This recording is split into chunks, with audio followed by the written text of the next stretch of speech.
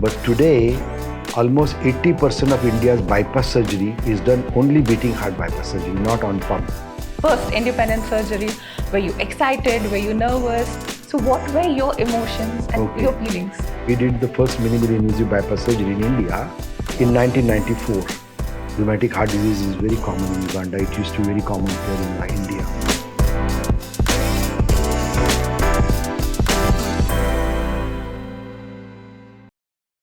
Dedication is his specialty. Care and cure are his goals. Meet the man who played a significant role in establishing the Sri Jayadeva Hospital in Bengaluru and Wockhardt Hospitals, which is now Fortis Hospital, Dr. Vivek Jawali. Sir, it's a pleasure and honor to have you at the podcast, which is an initiative by Alliance University. Thank you. It is a pleasure for me too. So starting with a dream to become a doctor. How did it all start and what made you pursue? I did not have any planned dream or wish of becoming doctor. My interest was painting, commercial art. My father and all my seniors in the family felt that I must go to science. Science was not my dish, but I went to science. Science ke baad, in my time, when I was a youngster, the choices were really limited. It's not like today where the menu is so wide. So you do medicine, you do engineering, you do law, or then you do commerce. Some other limited choices. So science, then medicine was safest, that this career will never go slump, they thought like that. So medicine. So I just went to medicine without any great stars in my eyes. But then once having got into medicine, got through my final MBBS, got into internship and started tasting the highs of being a doctor, the seeing patients being treated, being grateful, bouncing back into health. वो एक अलग सा pleasure होता है. It's a very different kind of a pleasure, and that got me anchored to remain a doctor and got me more and more drawn in the pleasures, fantasies and challenges of medicine, and from there to surgery, and that has not worn thin. I still love it, and that's become my solid anchor in life. We can say MBBS by chance, but a lifesaver. And also, it's mentioned that abhi to zyada ho gaye, and I think you've contributed more than 30,000 surgeries, and I think the number has increased. So this is for all our audience because, sir, according to me, it takes a lot to be a lifesaver. So moving on to the next question. You've achieved several milestones, including India's first beating heart surgery, bypass surgery, and awake cardiac surgery, as well as pioneering minimal invasive heart surgery. How did these firsts come? No. How does creative thoughts come to you? Why do you go through unbeaten pathways? Its creativity is keeping your inquisitiveness alive. That will be crushed in most of the youngsters by their seniors in the profession or people at home. And it's important that everybody has their own intelligence and the child within, which is always very curious. It should never die. And I don't know how I remained curious all my life, even today. But once I was matured surgeon, I realized that open heart surgery for bypass surgery is not correct because you do something on the surface of the heart. And there were two guys in South America who had already started doing this beating heart bypass surgery. And I picked it up from them. And it made so much of sense that you really bring down the gravity of physical insult of that surgery by not stopping the heart, not letting the blood run on plastics for hours, not beating the blood content through a roller pump. And so it was very appealing. And so we persisted. We picked up some lessons from people who had already tried it. And we pioneered it in India. It took a lot of struggle for me to convince others. But look today, that our first beating heart bypass surgery was done in 1991. 1997, we were really struggling.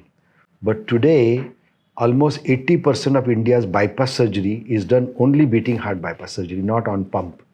So anything that is good for masses will be successful. Then came the minimally invasive bypass surgery. We did the first minimally invasive bypass surgery in India in 1994. Again, next 10 years, we really faced a lot of cynicism on this. But today, India has its own society of minimally invasive cardiac surgeons, and huge amount of minimally invasive surgery goes on in India. Bangalore has almost become the capital of minimally invasive surgery of India.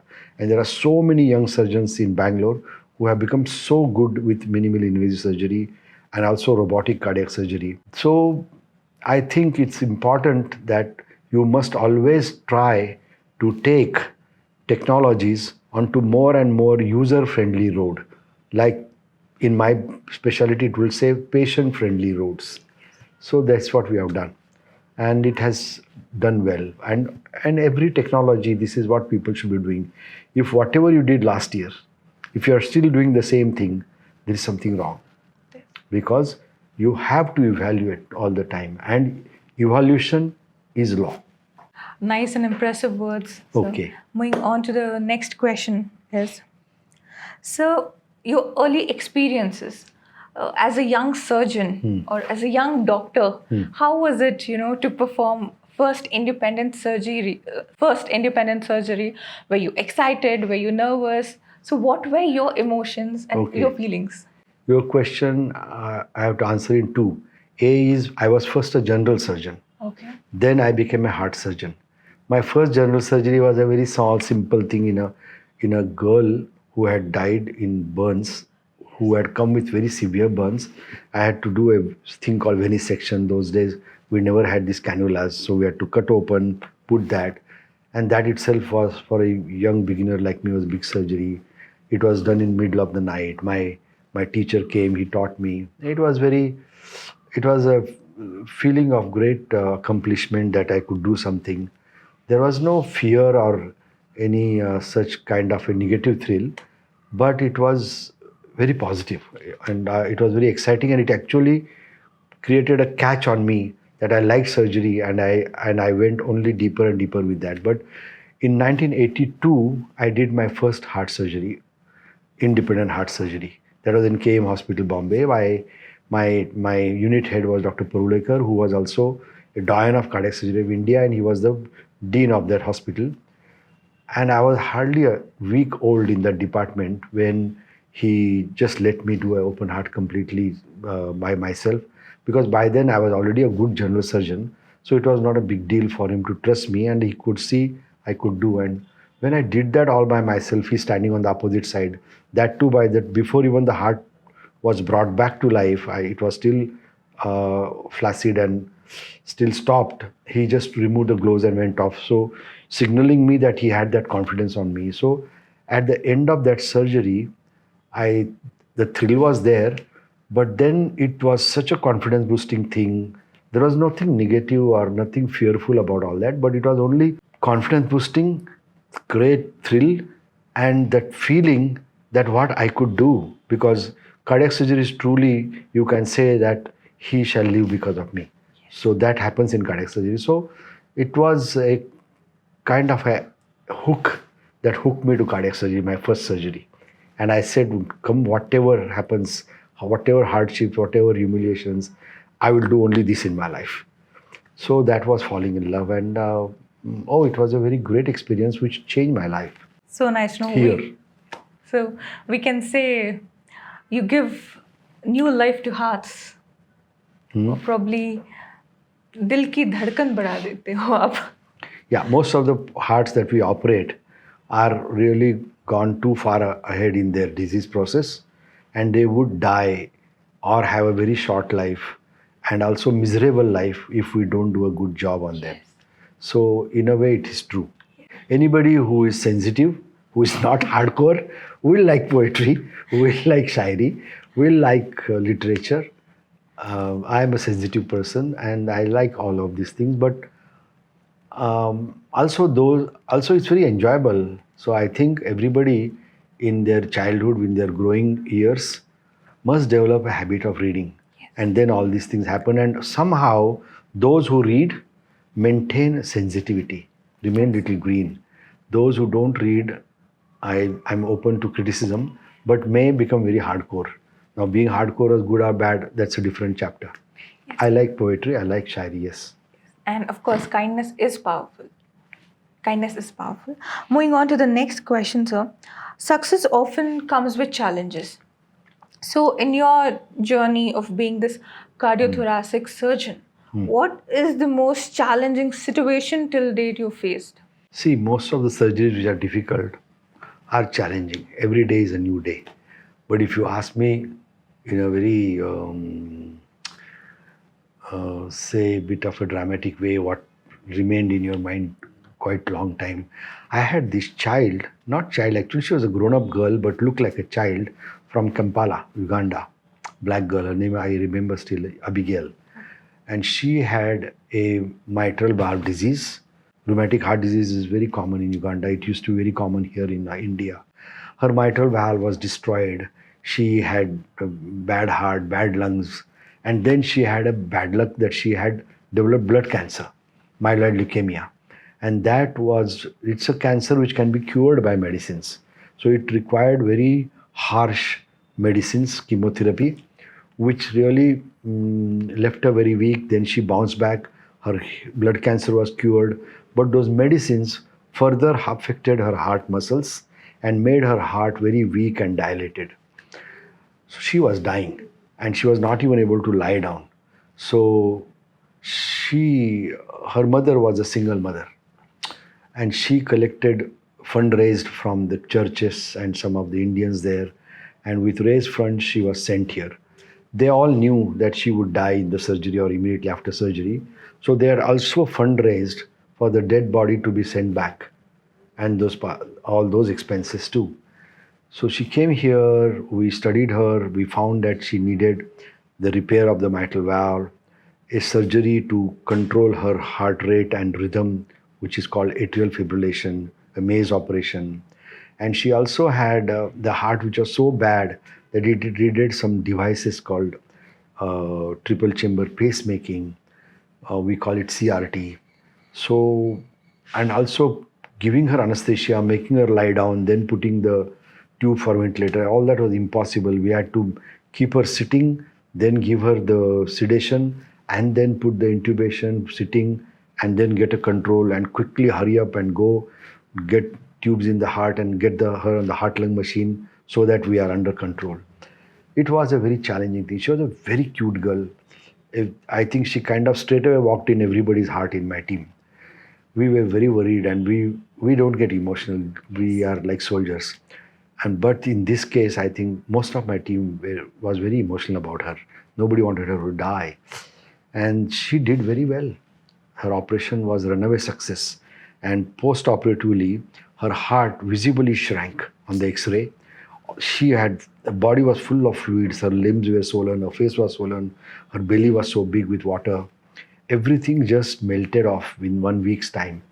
And that, though it was not a long operation lasting for 18 hours, not so much complex, but I think, and she grew up so fast. After that, in 2-3 years, she was looking like such a beautiful grown-up woman within no time.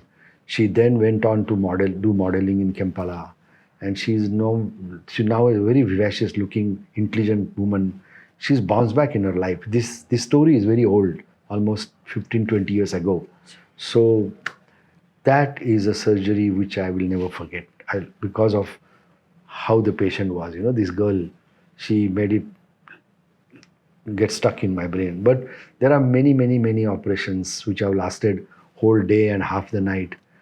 There are some transplants which are very memorable, but this operation remained in my mind. Oh, nice. And every time her heart beats, it beats with a thank you note, I would say. On a lighter note, this girl, because those days there was no minimally invasive surgery, so she had a big ugly scar. So while doing modeling, sometimes they do in skimpy clothes. Yes. But she carries her scar very proudly and she loves to show it off. So nice. On the modeling ramp. So good to know. Coming to the people behind your success. So who are the people that you'd like to give credits? The person who you are today? is because of them? You see, most of these technical learnings you do drop by drop, bit by bit, bit by bit. Most of the time, Zaveria, you are your own mentor. And then there are 1,000 other mentors who added tiny, tiny drops. But if you ask me that I reached all this time, who made it easy for me to reach is my family. My wife, my daughter, I was never available to do the foundation work of creating two institutions like Jaydeva, Wokhart. It completely sucks off your time. And I was hardly at home. So I would say my family allowed me and made me capable of coming up here. So what a line. You are what you are because of your family. Yes, of course. Because if they are not supportive, you get lost. It's true. So my next quick question would be, if you go back in time and change one thing, what could that be? I would have loved if I get back to rewind the whole thing, that I should have given more time to my daughter. See, she was growing, she never saw me, and that's very unfair. It's not correct. Everybody should give time to their children. Institution building, surgeries which are so demanding. See, today's surgeries have become more simpler. Teamwork is so nice, and there are too many professionals who take care of the patient. In my time, my growing time, it was not like that. It was all built only around me, and I would be scared to leave the patient alone. So my time was on a ration, and I was completely consumed by the patients and institutions. So my daughter had a very raw deal, I think. And so that's one thing I would like to correct. But nevertheless, she would know you as a person who built two great institutions, which is Jaydeva and Fortis Hospital. No, those are all words. The reality is nothing can replace a dad in child's life Very or true. a child in dad's life. So let's have a quick rapid fire round with Dr. Jawali. Who inspires you the most? Lee Kuan Yew, unparalleled. Your favorite book? My favorite book, though there are many, but then some of the fictions in the garb of classic is Fountainhead, and before that, Somerset Maugham's Human Bondage. A doctor that you admire? Could be anyone. No, there are so many. I cannot suddenly pick. My mind goes blank. I'm not able to pick. There are so many. They're fascinating people. There is one man from the past, I remember, Walton C. Lilly Okay. from United States, who was one of the grandfathers of cardiac surgery. He did so much of original thinking. He brought in so many original things.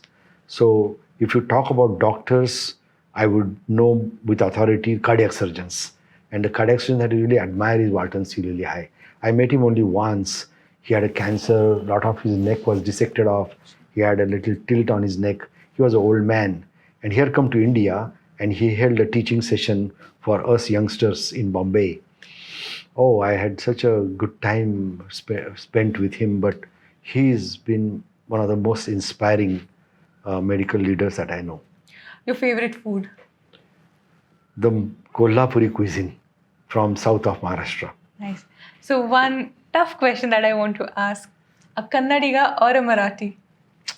Or a Maratha? I am both, but that doesn't mean that I'm a mixed personality. These lines were drawn after independence on linguistic line. I don't know good or bad, but it has created so much of problems. See, for example, the people from Hyderabad, Karnataka area and the Bombay, Karnataka area, they all speak Marathi and Kannada very equally, and also Urdu.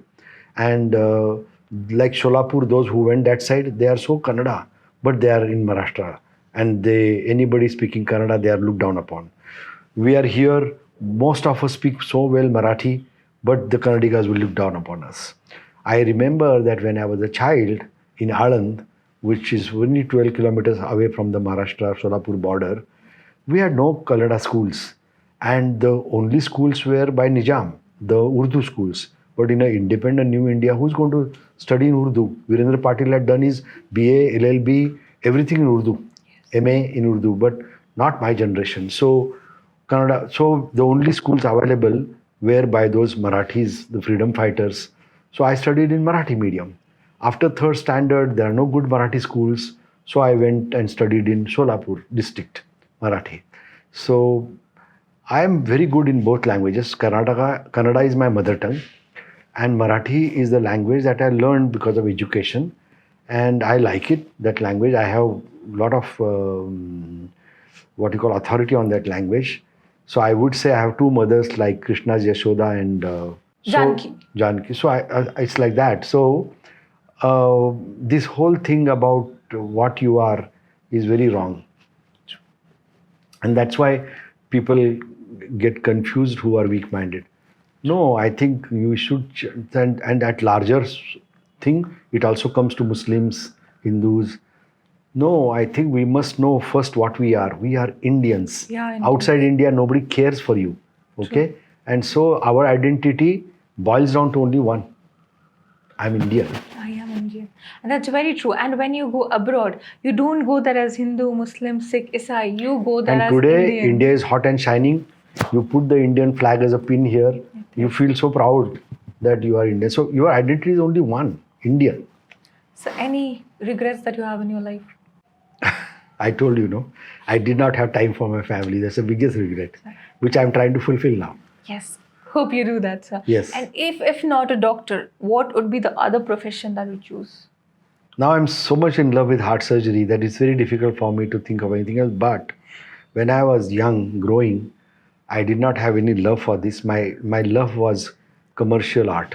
Yes. I would have done very well in it, and also in the field of advertising. Also, I would have done very well. I would have done very well even in law, I think. So I don't think I need to be confused.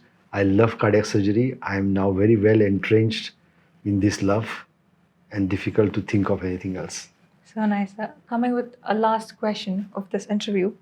So if you could change one thing about Indian healthcare, what would that be? And answer, what are the myths that you would like to break of the medicine, the medical? There are a lot of myths, be it now medical being commercialized, doctors are turning into मैं समझ entrepreneurs. गया. I have got your answer, question, Juveri. A very good question.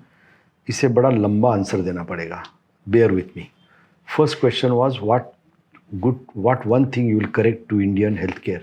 Yes. Do you know, before we got independence in 1947, under British, we had a vertical of administration. It was called IMS, Indian Medical Service. It was apart from the ICS, Indian Civil Service, we had IMS. IMS was old. The first license British got for trading was Shah Jahan's Darbar. That time, to take the goods from point A to point B in India, the dacoits were so many, they needed a lot of force to protect their goods. And to keep the forces healthy, they needed some doctors. And then the force became bigger, the trade became bigger, and so the medical corps became bigger. And then came 1857, the mutiny. It is so wrong to call it mutiny. It was a freedom fight. And that war, the Indians lost. And the British Queen took over the East India Company. It became a government organization. And then these medical corps were formalized as IMS, Indian Medical. Then came the First World War, Second World War. The IMS did so much of original contribution in these two wars, in all kind of diseases, evacuations, war injuries, and they were the shining medical service of the world. Much of that whole manpower was brown, and very short numbers were whites, and they were really matured. 1942, the British wanted to revamp the healthcare facilities in India, and a commission was formed called Bhore Commission, BHORE. You can Google it. That commission report is so crisp and so complete that what should be the structure at the village level, taluka level, district level, and the presidential capital level. They are Bombay Presidency, Kolkata Presidency, and Madras Presidency. That report is so great and so complete that today, if somebody wants to table such a report to the parliament, our population from that time to now is 5 times larger. Yes. Take all the numbers in that report, multiply them by 5 and table it to parliament, it is still as good. This IMS was unfortunately buried by Panditji in 1947, and its entire work was given to the IAS. I think that was a fatal mistake that we did as a nation. Imagine if the IMS was allowed to go on maturing in public health administration today. Where would IMS would have taken our healthcare in the world scenario? What would have happened to India during the Corona, COVID? I think if one thing has to be done, emergency by Mr. Modi and the other people in the ministry is to rediscover, revitalize, and quickly formalize IMS as another arm of governance. That will completely change all the confusion that is going on. Okay, it will save us money. I think, and all the commercialization you talk about and all these things you talk about, a lot of things are happening because of poor governance. And poor governance is because we don't have knowledge governance in this area. You understand what I mean? And then you coming to the commercialization. See, all these are little dramatized stories. Go to any profession. Do you think all police are so corrupt and bad? We paint such bad picture of police everywhere, in all movies, all dramas, all novels. No, that is not true. How much dedicated work that is required in police people. Judges. Now you see so much of hangama is going on. The corruption of judges is out. The cat is out of bag. Yes. So in all profession there is a problem, but that doesn't mean that you paint everything black with that brush. Do you know how hard doctors work? Even in why do they go from a government hospital to the private hospital? You know exactly very well why do they go there. That's the outlet for them to earn money honorably and also perform quality, which is limited by a red line in government sector. So there is fantastic work going on. And commercialization, you're talking about money. Can the doctors decide who pays how much, what going on about the fee structure or the billing structure? It is not doctors who decide that. Now, in government sector, it is completely controlled by the administrative officials. In private sector, the whole medicine has gone into corporates. Very little is left outside corporate. And do you know, today, almost all the corporate chains of India are almost taken over by foreign venture funds. Not owned anymore by Manipal, your Fortis. Look at any chains, Max. Everywhere the funding is mainly now coming from outside. Now the boards have been revamped. These people have no love for our people, our patient, etc. These are very hardcore financials going only by numbers. 25% they want, but it may come up to 20%. So everything gets screwed up. We had one solid attraction for Indian health. We have very good quality healthcare, fantastic doctors, and we have now a exponential growth of our healthcare infrastructure. And we are English speaking, we are very warm people, patients love coming here, and it is cheap. It was cheap.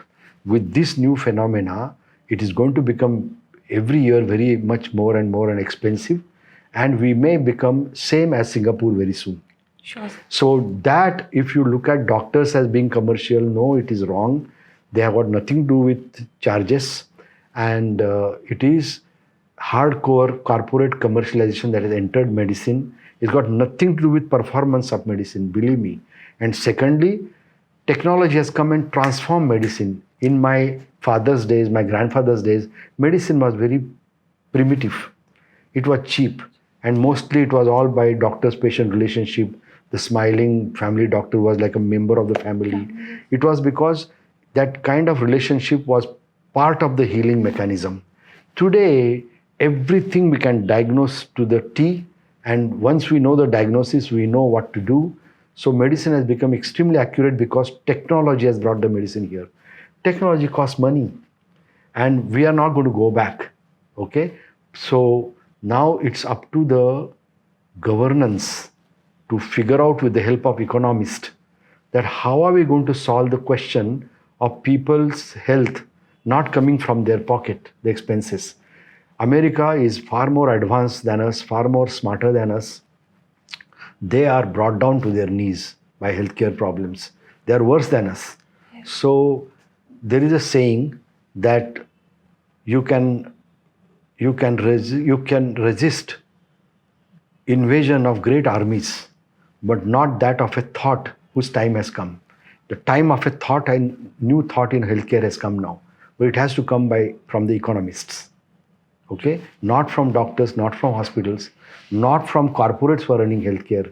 So this whole thing is very skewed up in people's mind. Get it right. So doctors are not become hardcore commercial. We have lent our medicine and healthcare to corporates who are hardcore commercial. And also, we need some great new thought, revolutionary thought, that how do we govern our healthcare? Okay? True. So there's the confusion. Thank you so much, sir. And we at Alliance University, of course, we do promote thought leaderships. And it's a pleasure having you, and may Oh. your tribe grow, sir. My pleasure too. Thank you very much. Thank you.